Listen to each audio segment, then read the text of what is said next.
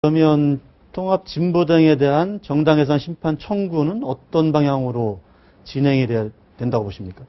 그거는 뭐 현재 가장 중요한 쟁점이 이석기 의원이 유죄 판결을 이제 받은 걸 전제로 본다면 그 활동과 행동이 통합진보당 전체가 책임져야 될 거냐 이런 문제가 하나 있는 것이고요. 네. 통합진보당이 전체에 내걸었던 그 강령이 과연 우리 헌법적 가치의 범위를 넘어서는 것이냐 이런 판단이 있을 수 있는 것이죠. 그런데 이제 문제는 통합진보당이나 이석기 의원 그 그룹에 대한 징벌은 뭐 좋다 이겁니다. 그러나 네.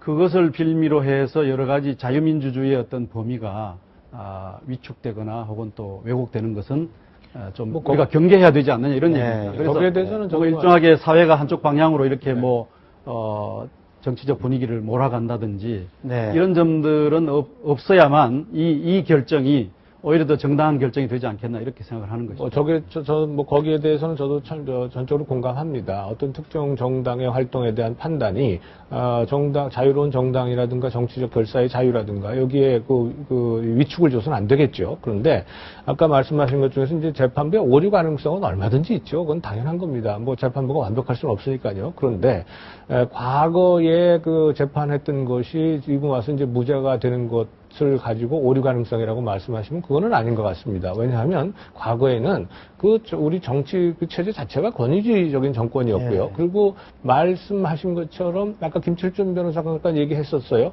그야말로 정치적인 그로 판단을 해서 결과를 놔놓고 꿰어 맞춘 경우가 상당히 많았었습니다. 그러다 보니까 오늘날에 와서 우리가 다시 재심을 하게 되고요. 거기서 무죄가 되면 국가가 지금 배상을 하고 있지 않습니까?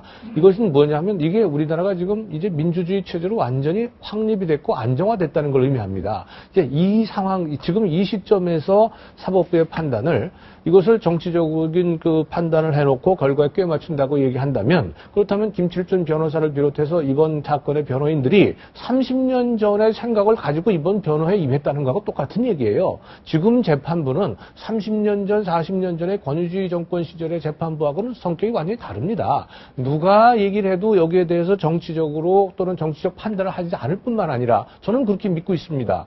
그렇게 할 이유도 없다고 봅니다. 그런데 지금 30, 40년 전에 그랬다고 해서 오늘날도 그렇다고 생각하고 이 변호에 임한다면 그 변호를 받는 피고인들이 제대로 변호를 받겠습니까? 그거 아니지 않습니까? 그래서 저는 오류 가능성에 대해서는 얼마든지 있기 때문에 나중에 언제든지 재심의 가능성이 열려 있습니다만은 이번 판단을 정치적 판단에 맞춰서 꽤 맞춘 것이다라고 만약에 비난을 한다면 그렇다면 통합진보당이나 혹은 이 변호인들은 그건 크게 잘못된 생각을 하고 있는 것이다. 시대착오적 생각을 가지고 있는 저는 거다. 이제 꿰어 맞췄다라고 하는 표현은 저도 쓰고 싶지 않습니다만은 그러나 어쨌든 현 정부 들어와서 공안 문제에 대한 엄격하고 보수적인 잣대가 만들어지고 있는 것이 사실이니까 그러한 일련의 흐름과 분위기라고 하는 것이 재판부도 그 가운데 놓여 있는 것이 아니냐 이런 점에서 그러한 흐름과 잣대에 대한 이제 말하자면 어떤 우리 사회의 합의라고 그렇게 할까? 하시죠. 이석기 이제 거기까지 이제